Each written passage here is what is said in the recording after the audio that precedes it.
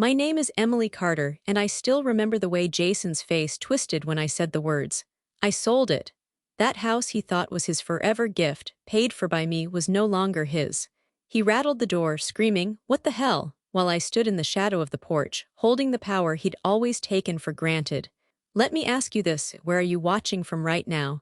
Drop your city in the comments. I want to know how far this story reaches. Because if you've ever been the good one in the family and got betrayed anyway, then you'll understand why I did what I did. Now let me tell you how it started. With a glass of milk, a $10 bill, and the first time I learned I was less. It was a humid Saturday morning in our creaky Tennessee kitchen, the kind where the screen door whines louder than the old fan in the window. I was 12, still small enough to need a step stool for the upper cabinets, but old enough to feel the slap of being overlooked. Jason was already at the table, lazily shoveling cereal into his mouth with one hand and scrolling through his clunky flip phone with the other. He was 14, smug and golden like all big brothers are before real life hits. Mom was pouring him orange juice when Dad pulled out his wallet with a sigh. "Here," Dad said, sliding a crisp $20 bill across the table. "That should cover next week's lunch. You've got practice too, right?" Jason nodded like a king receiving tribute. "Yeah, Coach said we might travel to Memphis for regionals." "Good," Dad said, folding his wallet shut. I stepped into the room then, holding my empty lunch sack like an apology. "Hey, I think I need lunch money too. Mine ran out Thursday." Mom didn't even look up from the sink. "Emily, we've talked about this. You're old enough to manage what you're given, be smarter with it next time." "But Jason," I started, then stopped when Jason snorted under his breath. "Jason's a boy," Dad interrupted. "Boys eat more, boys need more." I stared at him. "Are you serious?" Dad stood, straightening his belt like the conversation bored him. "Don't get dramatic. You'll survive. You want money? Babysit. Earn it." Jason smirked over his spoon. The glass in my hand shook. It was just a plain tumbler of milk, but I could feel heat rising from my cheeks like lava under skin. I set it down too hard. Not enough to break it, just enough to make them all look. "So he gets everything because he's a boy." My voice cracked halfway through, but I didn't care. Mom finally turned to me, towel in hand, tone tired. "Stop making this a thing. Boys just have different needs. That's biology, honey." Jason leaned back in his chair and gave me the same smug grin he always did when he won, effortlessly. "Don't stress it, Em. Girls are better at sharing, right?" The silence after that wasn't calm, it was loaded. A heavy, quiet injustice that pressed on my ribs like a seatbelt in a crash. I bit my lip hard enough to taste blood. Not because I was scared, but because if I spoke again, I would cry. And I'd learned that crying didn't change rules in our house. It only made me look weak. I grabbed my sack and turned away, but not before I caught Jason winking at me, like this was all just a joke I didn't get. But it wasn't a joke. It was the moment I realized I would always be second. Second to a boy who didn't lift a finger to help. Second to parents who saw fairness as a luxury for boys only. Second in a house where I had done nothing wrong except be born the wrong gender. In that moment, I made a vow I wouldn't share with anyone. I whispered it inside the hollow of my chest as I walked past the laundry room door that never closed all the way. I'll never ask them for $1 again. I would find my own way. And one day, they'd look at me, not as the girl who needed too much, but as the woman they never saw coming. That glass of milk and a wrinkled 20 taught me more about justice than any school ever would, and they had no idea what they'd just set in motion. 4 years passed like pages turning in a book I was writing by hand. I was 16, but I felt older, like I'd been born 50, clutching a calculator in one hand and a bag of frozen dollar store groceries in the other. After school, while other girls painted their nails and swapped text messages about homecoming, I tied on my grease-stained apron behind the fryers at Buck's Burger Bar on Route 9. It wasn't glamorous.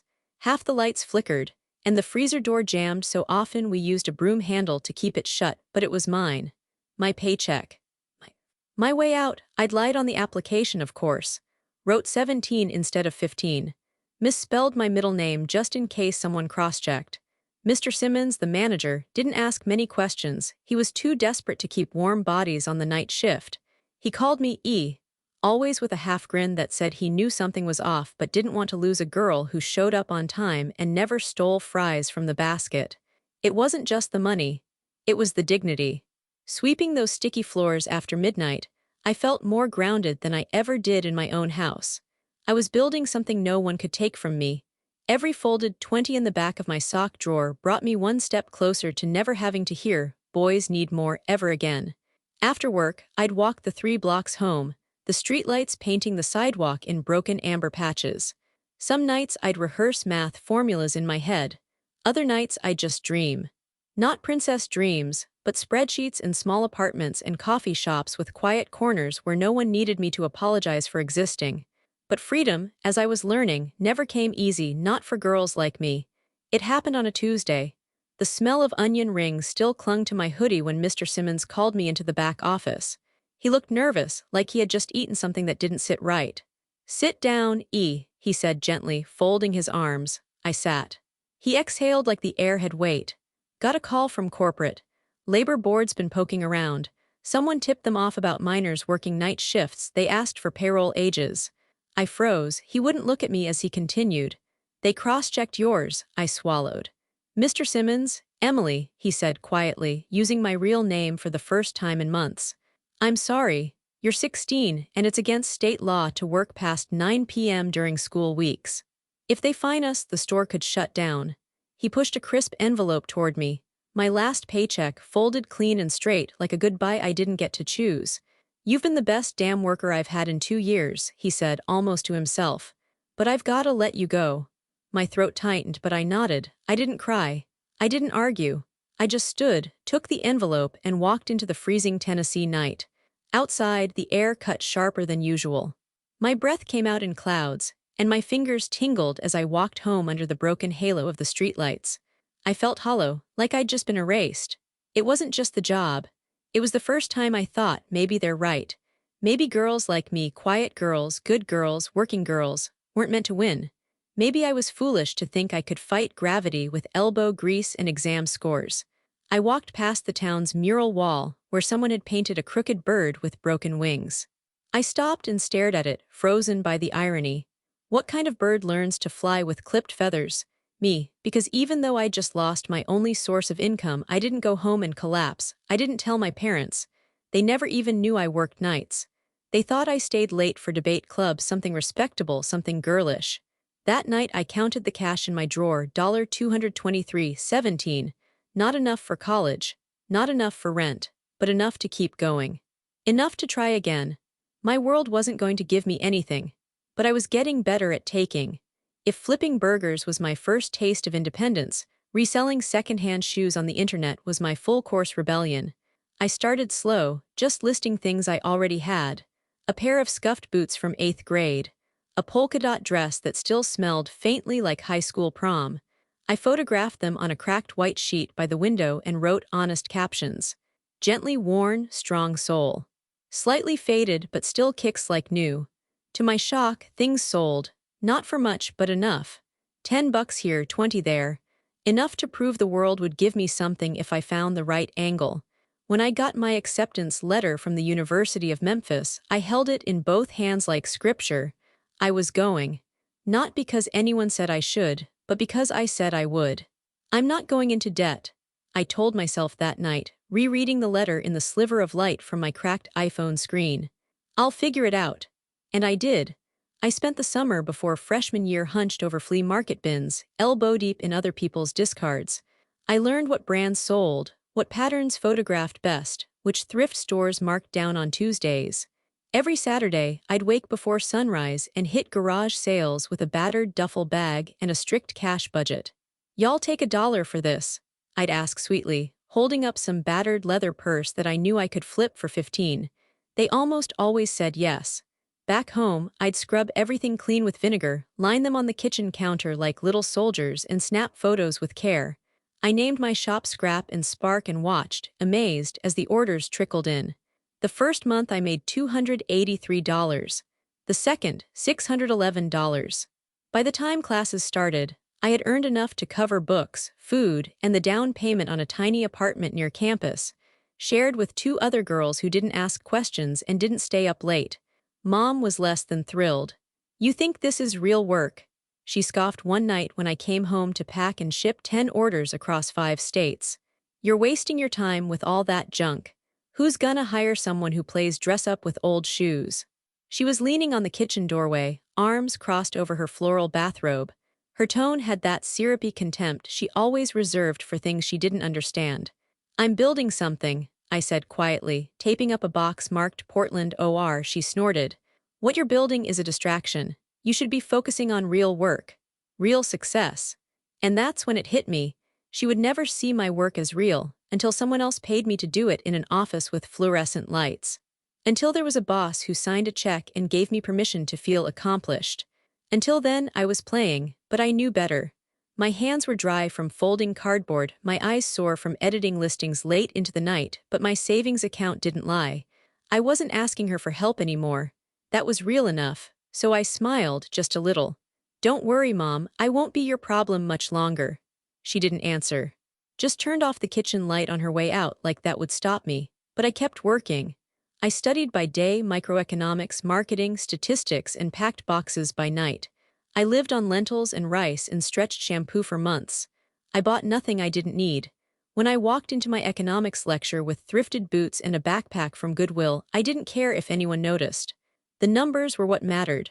And they were climbing. My roommates thought I was a little obsessed. You do school full-time and run a store? One of them, Leela, asked one night. You sleep like when? After I make it, I joked, but inside I meant it. I wasn't chasing luxury, I was chasing freedom. And if I had to hustle through 10,000 listings to get there, I would. Every time I logged in and saw another "you made a sale" email, something small inside me healed. Not because it was easy, but because it was mine. One night, alone in the dorm's shared kitchenette, I packed my 100th order, an embroidered jacket I found for $4 and flipped for $65.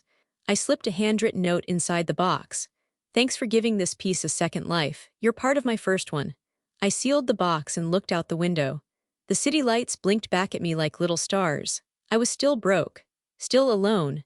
Still building my ladder one rung at a time, but I was climbing, and I would never go back down. I turned 21 in a dorm room that smelled like stale coffee and packing tape.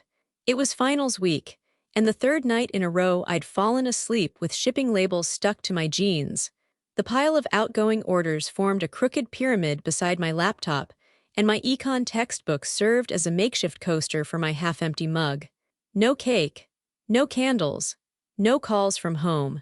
Jason had posted something on Facebook that morning, a smug photo from Miami, his arms slung around a girl in a rhinestone bikini. Blessed to be 24 today, family first. It had 300 likes. Our mother commented with 6 heart emojis. She hadn't texted me once. Not that I expected her to, not anymore. I spent my birthday doing what I always did. Listing, packing, shipping, calculating. My body moved on autopilot, but somewhere deep inside, something felt different, like maybe I was reaching the edge of something. That night, after I printed my last label and wiped the counter clean with a rag, I sat down on my mattress and pulled my legs under me. I opened my banking app, not because I was expecting anything new, but because checking it had become a habit. A ritual, proof I wasn't imagining the progress. When the screen loaded, I blinked. Then I blinked again. 70,081.26. I stared at it like it might change. My thumb hovered over the refresh button like maybe the number had been a glitch. Maybe I had hallucinated a comma. But no, it was real. That was my number, my work, my boxes, my odd hours hustle, my grit, my late-night posts and cold garage sales and weekends missed, my dreams measured in dollars and silence. I did that, I whispered out loud. Not with pride, not with arrogance, just awe. I looked around the room bare, window cracked open for air, string lights drooping in the corner, thrifted desk chair with a cushion I'd mended by hand. Nothing glamorous. But I had everything I needed. I hadn't asked for help. I hadn't borrowed a cent. I hadn't taken $1 from the family who once told me boys need more. And now I had more than any of them knew. I stood up slowly, pacing the small room barefoot, letting the number bounce around my head like music. 70,000. I could pay off the last of my tuition. I could open a real business account. I could upgrade my shipping setup. I could move into a real apartment. I could walk away. I opened the drawer where I kept my ledger, a thick spiral notebook with pages worn soft at the corners. Every sale, every expense, every return. I ran my hand over the cover like it was a living thing. There had been nights I wasn't sure I'd make rent. Nights I'd eaten microwaved rice 3 times a day and pretended I was fasting to feel more in control. Nights I'd cried so quietly into my pillow because my roommates were asleep and I didn't want anyone to hear me unraveling. But I'd survived all of it. I picked up my phone and opened my camera. I took a screenshot of the bank app, then one of the ledger. I didn't post them anywhere. I didn't send them to anyone. They were just for me. Proof. I pulled my hoodie tighter and sat back down on the mattress. For the first time in years, I didn't feel small. I didn't feel less than. I didn't feel like I was surviving. I felt powerful, not because of the money, but because of what it meant. I turned my scraps into stability, my rejection into revenue, my silence into strategy. I thought about Jason again, tan and comfortable in some overpriced rental. I wondered if he'd ever once asked himself where his comfort came from, who had sacrificed for it, who he left behind in his wake. I didn't envy him, because I had something he never would: certainty. I knew what I was made of. I could fall, fail, be forgotten, and still build again. There was a freedom in that. That night before bed, I lit a cheap cinnamon candle and whispered a quiet thank you, not to anyone in particular, but to every version of me who had kept going when it would have been easier to quit. The tired girl with raw knuckles from flipping burgers. The teen with calluses on her fingers from lifting thrift store bins. The student who taped labels at 2 a.m. instead of going out. They had brought me here. And for the first time, I allowed myself to hope, not just for survival, but for more. So much more. Graduation came with no fanfare and no applause, unless you counted the quick claps from strangers seated 3 rows behind me. My name was never called with tears in the audience, no signs held up in the bleachers. Just me walking across a stage in borrowed heels, gripping my diploma like it was a passport out of silence. I didn't expect anyone to come. And they didn't.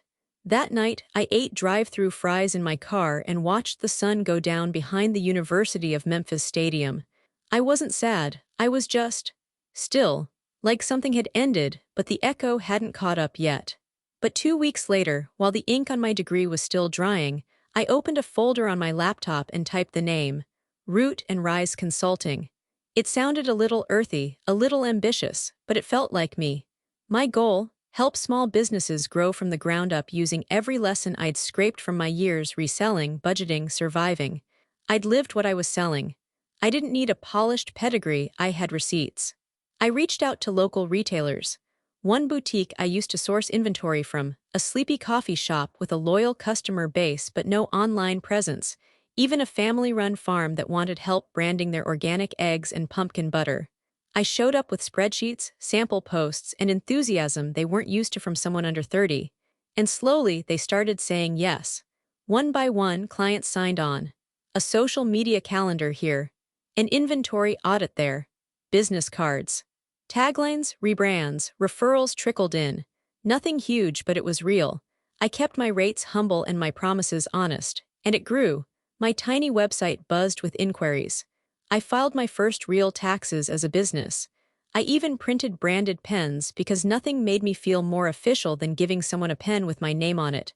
My life finally felt mine, until Jason showed up at dinner. It had been months since I'd stepped foot in my parents' house, but my mother called out of the blue with an offer I couldn't fully dodge. "We're having Sunday dinner," she said, like it was still the 90s and we were all pretending this was normal. "Come, it's been too long." She sounded oddly chipper, curious, even polite, suspicious but intrigued. I agreed. So I brought over a fruit tart from the bakery near my apartment, wore a simple blue dress, and stepped through the old front door like a visitor in a museum of my own childhood. The casserole was in the oven. The air smelled like rosemary and tension. Jason was already seated at the table, freshly shaven, polo shirt crisp like he'd been plucked from a men's catalog. My mother hovered, offering tea, salad, compliments. "You look well, Emily," she said, glancing at my shoes like she was trying to place the brand. "Busy, I hear." That alone stopped me. She'd never asked about my work before. "I am," I replied cautiously. "Business is growing." "Ah," she nodded, her eyes flicking to Jason. I was mid-bite when he dropped it. "I'm getting married this summer." He said it like he was ordering dessert, casual, practiced, ready for praise. "Oh," my mother gasped, clapping her hands together. Finally, I knew it was coming. Jason leaned back, smug. "Her name's Tessa, she's a nutritionist, met her at the gym." I blinked. Wow, that's fast. We've been together a while, he shrugged. It just felt right. Then something I hadn't felt in years entered the room, warmth. My mother turned to me, eyebrows arched. You should come by more, maybe bring a portfolio. I have friends with boutiques, you know. Jason even added, didn't know you were doing consulting now. That's cool. Cool. For years, he barely looked up when I walked in. Now he was calling me cool. What changed? It didn't take long to connect the dots. He was getting married. The family wanted to present a united front, appear successful, functional, modern, and now that I was doing well, I suddenly had value again. But I didn't care, because part of me against all logic was hopeful. They were finally seeing me, asking questions, listening. Jason even asked for my business card. Mom complimented the fruit tart. It felt like a crack in the wall between us. Not enough to trust, but enough to breathe. As I drove home that night, the invitation still hung in my mind. Come by more, show your portfolio. For the first time in years, I wasn't just the background sibling. I wasn't the quiet girl with second-hand shoes. I was someone with a company, a woman with worth. And maybe, just maybe, this was the moment they'd finally let me all the way in. There are moments in life where you stand at the edge of something, past and future tugging from either side, and you have to choose. For me, that moment came on a Tuesday morning in late spring when Jason called. Hey, Em, he said, voice unusually soft. You free to meet? Tessa and I want to show you something. We met at a quiet cafe just outside the city, the kind of place with lavender lattes and too many plants. Tessa waved excitedly when I walked in. She was polished white blazer, perfect curls, the kind of woman who looked like her life had come with a manual. Jason pulled out a chair for me. Glad you came. Then he slid a folder across the table. Inside were photos, sun-drenched hardwood floors, a wraparound porch, a kitchen with marble counters and a farmhouse sink. A modest two-story house on the edge of town. Clean, warm, hopeful. We found it last weekend, Tessa said, her eyes sparkling. It's everything we wanted.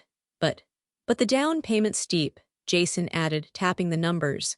And with the wedding, it's a lot. He didn't say the words, but I heard them. We can't afford this. You can. I looked at the price, $770,000. The kind of number that would have made me dizzy 5 years ago, but now I could swing it. I could transfer the money in an hour and not flinch. I sat back, letting their voices blur while I watched their eyes. Hopeful, nervous, a little rehearsed. And all I could think was, is this it? Was this the door back in? Was this the price of being seen? That night I sat at my tiny dining table, lights dimmed, contract open beside my laptop. I read the terms twice. It wasn't a loan. It wasn't a partnership. It was a gift, no strings, just blood, just family. I thought about the nights Jason got handed $20 bills while I was told to figure it out. The years of silence. The fact that he hadn't invited me to his birthday in 4 years. And still, I picked up the pen. At the closing meeting a week later, Jason shook my hand like a stranger and whispered, seriously, I nodded. You two deserve a strong start. Tessa blinked fast. Emily, this is huge. You didn't have to. I wanted to, I said simply. Because maybe that was true. Maybe some quiet part of me still wanted to be chosen, to be trusted, to be enough. Family looks out for each other, I added and smiled. Jason laughed, relieved, stunned, still not quite able to believe it. Man, Mom's gonna cry when she hears. She did. She called me that night, voice thick with emotion. Emily, sweetheart, what you've done, it's so generous, so mature. It was the first time in years she'd called me sweetheart. And in that moment, I let myself believe that this was it. My seat at the table. My way back into a family that would finally hold me with both hands. I didn't know then that it was already slipping through my fingers. But for now, I let myself feel it. The pride in Jason's voice. The gratitude in Tessa's eyes. The quiet warmth in Mom's tone. I let it wrap around me like a childhood blanket pulled from storage, faded, fragile, but still smelling like home. It was a Thursday evening when the text came, one of those sticky southern nights where even the air felt heavy with secrets. I was at my desk, working through a retail analytics report for a new bakery client, still sipping the same cold coffee I'd poured that morning. My phone buzzed once, just once. Jason, hey Em, don't take this personally, but you're not invited. It's for close family only. I stared at it for a long time, waiting for a follow-up. A just kidding, or a call me, let me explain. Something, anything, nothing came. I read it again. Don't take this personally. But how else was I supposed to take it? You're not invited, not even to the reception, not even as a courtesy, not even as background noise, close family only. The phrase sat there like a punchline I didn't understand. My hands started to sweat, even though I hadn't moved. I set my phone down and walked to the sink, suddenly needing water, air, something to wash the sting from my chest. I splashed cold water on my face, gripped the counter, and stared at myself in the mirror above the sink. What had I done wrong? I'd bought them a house. Signed papers. Smiled for photos. Laughed at his stories about Tessa's picky taste in backsplash tiles. I'd sat across from them, open-hearted, willing. And this was what I got, not an awkward phone call, not a sit-down explanation, just a text. I walked back to my phone, heart thudding as if it had miles to go. I reread the message a fifth time. Still there, still blunt. Still unpunctuated. It wasn't just the rejection, it was the casual way it had been delivered. Like telling someone the store was out of their favorite chips. Not a wedding, not my own brother's wedding, and not after everything. I typed a response, then deleted it, typed another, deleted again. What could I say that didn't sound bitter or begging? Finally, I settled on a single word, understood. I hit send. It showed as read within seconds. No reply followed. I sat back in my chair, letting the silence swell around me. The air conditioning kicked on. Somewhere outside, a neighbor's dog barked once, then went quiet. The quiet felt cruel. I picked up my phone again, opening the photo of the house I'd bought them, the sunny porch, the clean lines, the front steps where Jason once said, "We'll host every holiday here, Em. You'll always have a seat." What a joke. I thought of the hours I'd spent second-guessing whether the gift was too much. Whether it would change things for the better or make things weird. I'd convinced myself that love, if generous enough, selfless enough, could heal even the deepest rift. I was wrong, because love in our family had always been transactional. And somehow, despite all I'd given, I was still coming up short, still not enough. Not for a chair, not for a dance, not even for a slice of overpriced cake. That night I didn't cry, I didn't rage. I just sat there, phone in hand, staring at the empty message thread.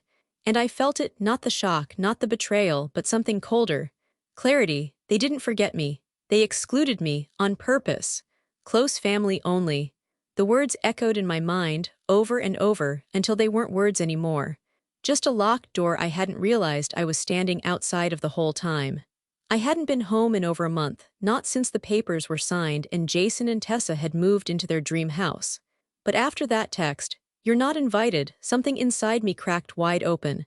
I needed to hear someone say it out loud, or better yet, undo it. So I showed up at my parents' house on a Friday evening, dressed plain and tired.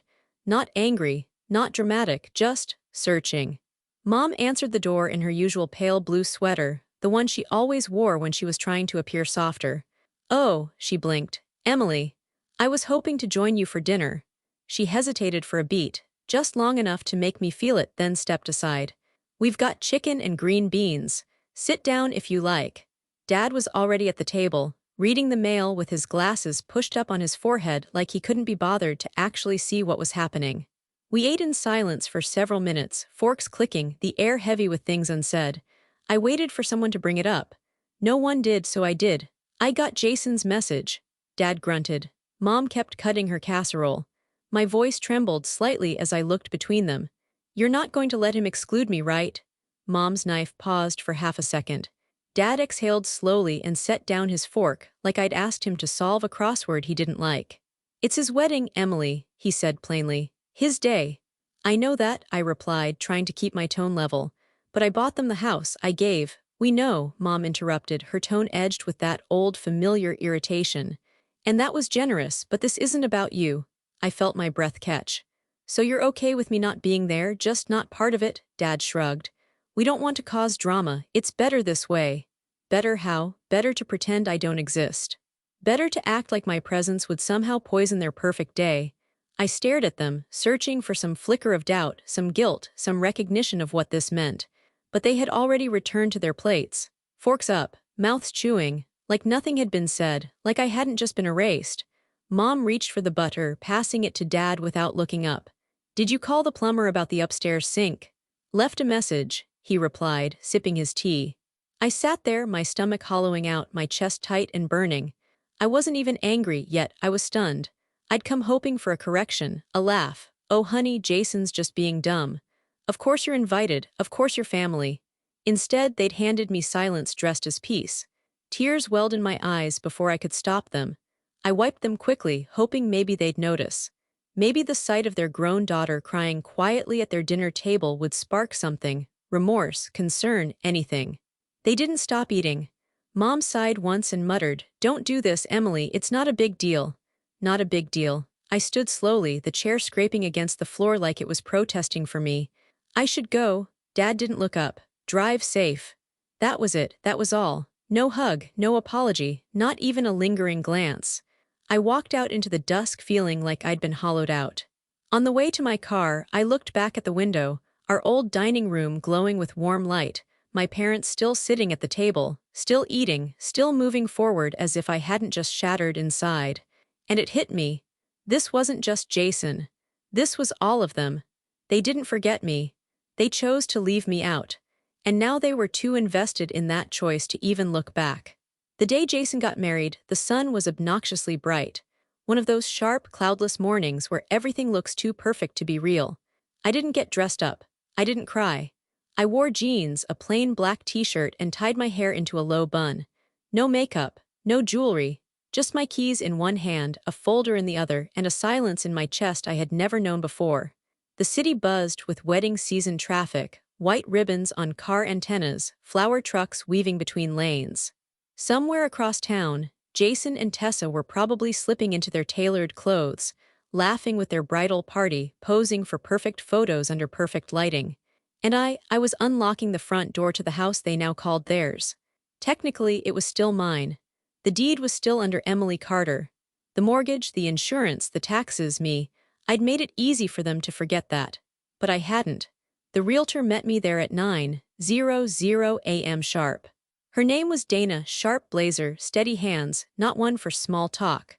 "Appraisal came in yesterday," she said as she handed me the folder. "Not quite the market high, but you'll still walk away comfortably." I nodded, flipping through the contract. It was all there, the numbers, the terms, the buyer info. I'd chosen the family carefully. Newlyweds, one toddler, third on the wait list for a rescue dog. They'd fallen in love with the porch swing and promised to fill the home with music and Sunday pancakes. Dana pointed to the signature line. "Just here and here." I signed both without hesitation. "Lock change request is in," she added, checking her phone. "They're finishing up now." I turned to the locksmith, an older man in a red flannel shirt, who gave me a thumbs up as he twisted the final screw on the new deadbolt. The original key jingled in my pocket. I gripped it for a second before sliding it into the envelope labeled "Return to Previous Owner." He wouldn't need it anymore. Jason had never even asked for the paperwork, never questioned the logistics. He probably thought the house had somehow been transferred, that maybe Mom or Dad handled it, or that I was too soft to ever draw a line. But I wasn't soft anymore, I was finished. I stepped out onto the porch, took one last look at the freshly painted trim, the potted succulents still sitting where Tessa had left them. I didn't feel guilt. I didn't feel revenge. I felt justice. And beneath that, clarity. Kind that comes after years of carrying too much, giving too much, loving too hard for too little. I handed Dana the folder, shook her hand, and said, "Thanks for making it clean." She gave me a knowing nod. People always think they can keep the house and the hurt. I almost smiled. Not today. As I walked toward my car, the morning breeze picked up just enough to lift the hem of my shirt.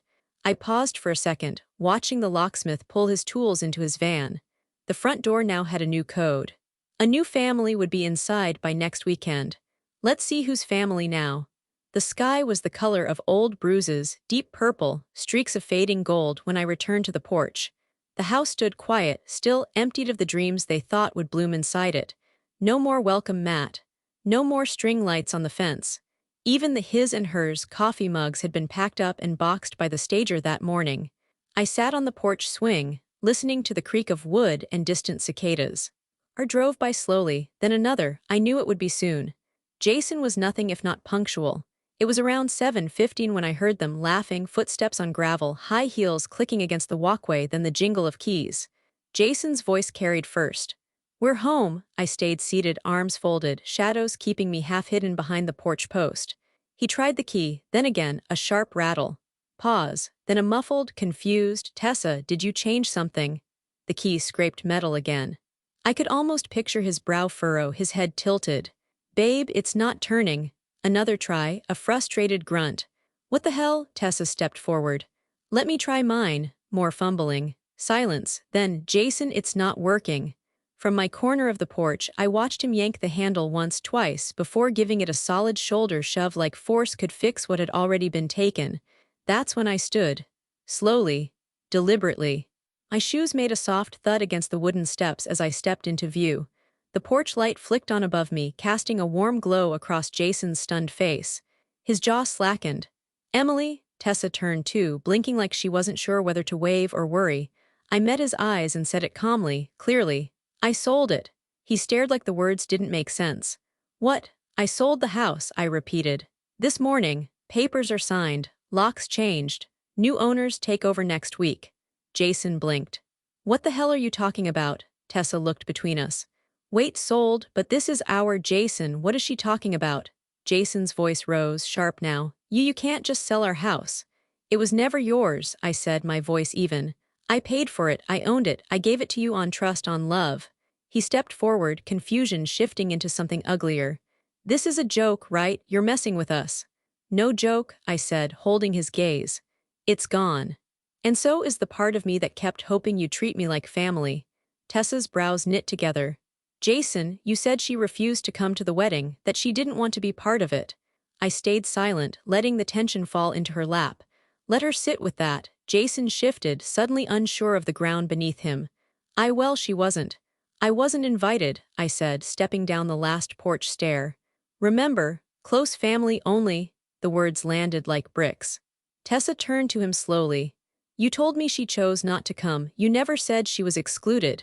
Jason looked trapped, his eyes darting. I didn't think it mattered. It mattered to me, I said. And with that I stepped off the porch and walked toward my car, the sound of their voices, confusion, anger, unraveling, fading behind me. I didn't slam the door. I didn't drive off in a flurry of tires and drama. I just left. Because they didn't get to decide what kind of family I belonged to anymore. I didn't expect them to follow me. But within minutes, their SUV screeched down the street and parked crookedly behind my car. The doors flung open in tandem, and then came the voices, first Jason's, then Tessa's, and finally, Emily Jane Carter. Mom. I turned slowly, still standing by the driver's side, arms crossed against my chest, as if that could shield me from the storm I knew was coming. My father was stomping toward me in socks. He must have run straight out the door. What is the meaning of this? He bellowed, face red, chest puffed like he was still the man who made rules in this family. I didn't move. I sold the house, that's the meaning, Mom gasped. You after everything, after the gift, you're punishing your brother on his wedding day. Jason pointed at me, his voice rising to a near whine. You're unbelievable, you're actually psychotic. Wait until our wedding day to pull the stunt. Your wedding day, I repeated, looking right at him. Where I wasn't welcome. Tessa was quiet now, standing a few steps back, her expression unreadable as she watched the chaos unfold. Jason flailed an arm toward her. You didn't want to come, I told you. No, I said, loud enough to cut through all of them. You told me not to come, you texted it. Close family only, remember. And then I turned to Tessa, her brow furrowed. What? I nodded once slowly. He told me I wasn't invited, that it was close family only. She looked at Jason, a faint tremble entering her voice. You said she refused to come. Jason blinked, clearly scrambling. She wasn't going to come anyway, Tessa. She's always had issues with. I still had the text, I interrupted. Want to see it? I pulled out my phone and opened the message. With 2 taps, I held it up for her to see. Her eyes scanned the screen. Her mouth parted. Then the fury set in. She looked at Jason like she'd never seen him before. You lied to me. Tessa, you lied. Her voice cracked like glass under pressure. You said she didn't want to come. You said it would be awkward to force her. Jason stepped toward her. Baby, I was protecting you from her drama. Her drama, she snapped. She bought us a house, Jason. She gave us everything and you erased her like she didn't matter. Mom stepped in, trying to redirect. Let's not do this here. Everyone's emotional. We can talk later. No, Tessa cut her off, voice sharp. We'll talk now. She walked up to me, her breath catching. I had no idea. Emily, I didn't know. I studied her face, searching for any trace of manipulation, but what I saw was real shock, regret, a strange grief. I wouldn't have gone through with it if I'd known, she whispered. Jason scoffed. You're being ridiculous. No, she snapped, turning on him.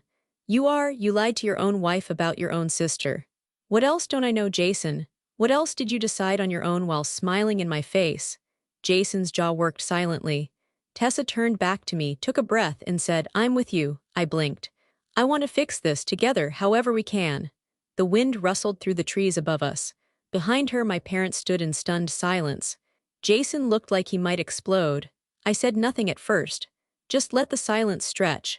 Because for once, they were the ones scrambling. They were the ones wondering what I would do next.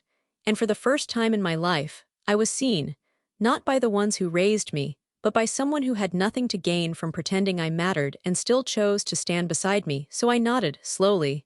Okay, Tessa's hand brushed my arm gently. You deserve better, they all do, I exhaled. And for the first time in years, it didn't feel like the air was caught in my throat. Let's start with the truth, I said. 2 weeks later, I found myself sitting across from Tessa in a small coffee shop near downtown, one of those tucked-away places with mismatched chairs, warm lighting, and the smell of real cinnamon in the air. We were both in jeans and hoodies, no makeup, no pretense. Just two women who had seen too much and were finally starting to speak freely. I still can't believe he texted that, Tessa said between sips of her oat milk latte, shaking her head. Like you were an afterthought after you bought us a house. I laughed, not bitterly but freely. Honestly, I wish I could say it surprised me. Tessa leaned in. I called off the honeymoon, told him I needed space. His mom didn't take it well. I raised an eyebrow, mine neither. We both burst into laughter, sharp, relieved, almost gleeful. Not because it was funny, but because we could. It was the first time I'd laughed about any of it. At the next table, a woman with graying curls and a scar just beneath her eye glanced up from her journal. I don't mean to eavesdrop, she said gently, but I know that laugh. Same thing happened to me, my sister. Wedding invite came and went, no room for me. Tessa turned to her, smiling in recognition. Let me guess, just keeping things simple, the woman laughed. Or we didn't want to cause tension, like I was the tension. We all nodded. It didn't need to be explained. We knew. Betrayal by blood doesn't bleed loud. It just leaves you watching from the outside while everyone else dances. I looked around the table at these two women, one who had been lied to, one who had lived through her own exile, and felt something I hadn't in a long time. Not bitterness, belonging. I reached into my bag and pulled out a thin manila envelope. I signed the papers this morning. Tessa blinked. What papers? I slid the envelope toward her.